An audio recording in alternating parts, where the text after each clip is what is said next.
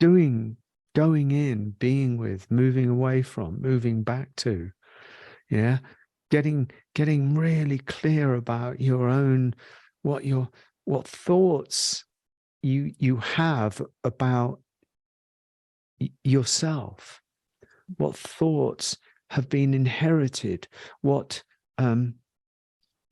attacking thoughts do you have about yourself or about the world, because they're the same thing. And you have, don't you know, you cannot deny you have attacking thoughts about yourself. Yeah. And where does the validation for those attacking thoughts come from?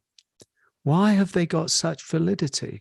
Because there's one level is the attacking thoughts. You're no good, or you're never going to be any good, or you're just not up to this, or anything, or you're a piece of shit. I mean, it can get really out of hand.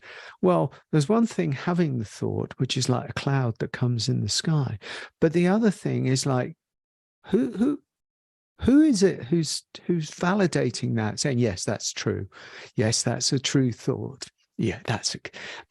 You got it there. Yeah. And then you don't, these things need to be looked at. That's part of the path of inquiry. And it's also part of the path of therapy, to start becoming very aware. Inquiry and therapy do have the capacity to overlap. Yes. I mean, that's good. That's a good point. Well, that's a good point. Well made, Kavi, because it's true. Because it's true. Yeah. Because we need to get, and I've noticed this over the years, that actually I've become much more micro about looking at things now. Yeah. It's not enough just to come out with a cliche of don't believe your thoughts.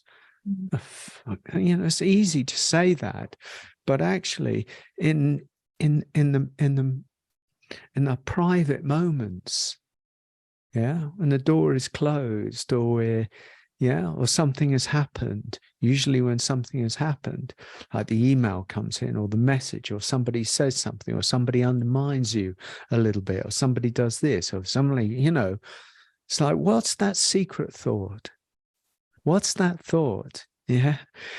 And you start to get that and pull it out and see whether it has any basis in reality. And I mean reality.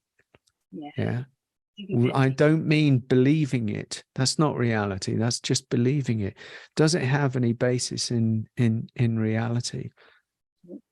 And if it doesn't, then what? If it doesn't have any basis in reality, then what? That's the good question. Then what am I going to do? Who am I?